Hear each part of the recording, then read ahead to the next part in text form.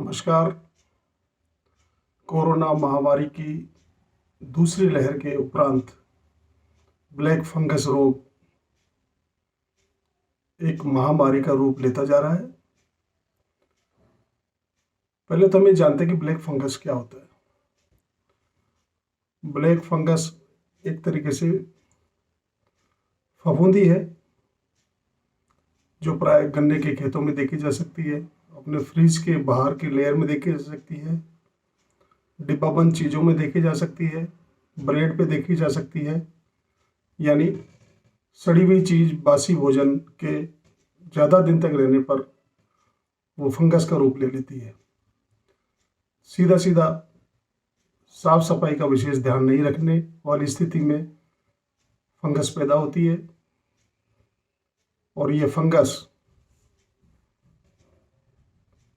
शरीर के अगर अंदर नाक के जरिए पहुंचती है तो वह संक्रमण होकर के आँख, नाक, कान, जबड़े में संक्रमण पैदा करके और वहाँ की नाड़ियों में इन्फेक्शन करके भयावह रूप ले लेती है। किसी किसी रोगी का तो जबड़ा, दांत, नाक का अंदर का हिस्सा और आँख तक निकालनी पड़ जाती है। तो दोस्तों, मैं दो चीज़ों का विशेष ध्यान रखना है। मैं आयुर्वेदिक तरीके से और प्राकृतिक तरीके से आपको बताना चाहता हूँ। शरीर की बाहरी स्वच्छता पे आपको ध्यान देना है और शरीर की आंतरिक स्वच्छता पे ध्यान देना है। साफ सफाई का हमें विशेष ध्यान रखना है जिससे फंगस पैदा नहीं हो। खाने वाली ताज़ा चीज़ों का हमें सेवन करना है, क्योंकि आयुर्वेद ये कहता है कि नेचुरल रूप से जो प्रकृति में उगी हुई चीज़ है उनका हम सेवन करें, और जो रीजनल है, जो क्षेत्रीय पैदा होती है वो चीज़ें खाएं, और जो सीजनल होती है वो चीज़ें खाएं। यानी ताज़ा भोजन हमें सेवन करना है, संतुलित भोजन हमें सेवन करना है, डिब्बा बंद चीज़ों का हमें सेवन नहीं करना है, पैक्ड फूड का हमें सेवन नहीं करना है, क्योंकि जरूरी नहीं है कि फंगस हमें आंखों से दिखाई दे, लेकिन बासी भोजन तो बासी ही होता है।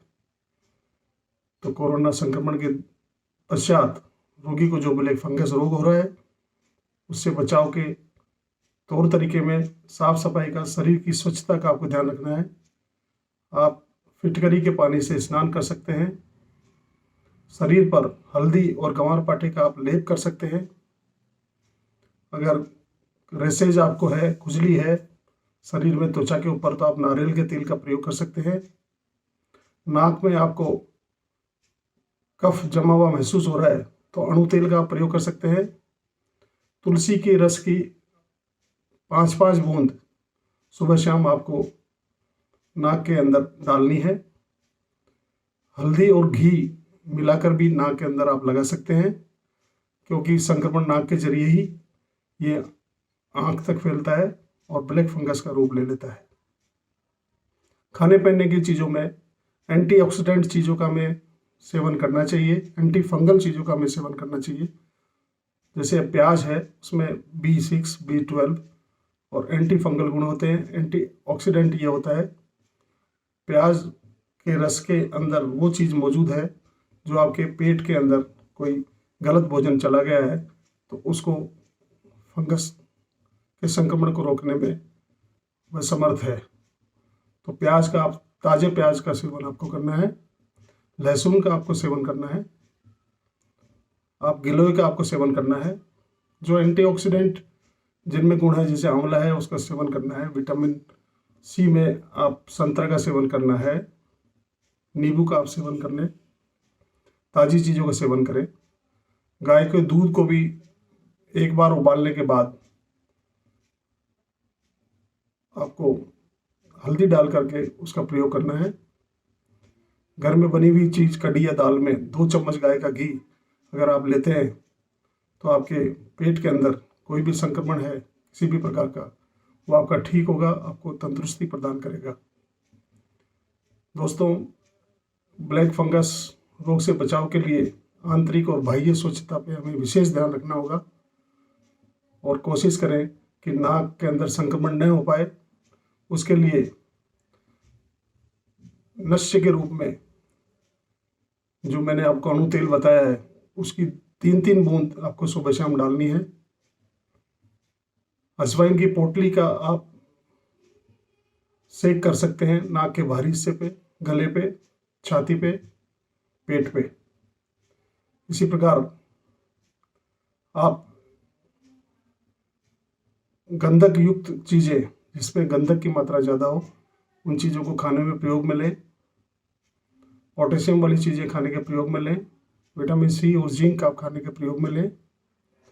आयुर्वेद में शुद्ध गंधक अवेलेबल है जिसकी मात्रा चिकित्सक की देखरेख में अगर आप 10 दिन लेते हैं तो आप आंतरिक फंगल इन्फेक्शन से बचेंगे और ब्लैक फंगस जैसे भयंकर रोग से आपको छुटकारा मिलेगा, आपको लाभ मिलेगा।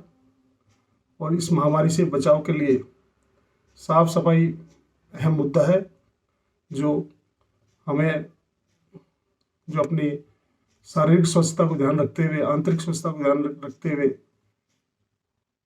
वो कार्य करने हैं।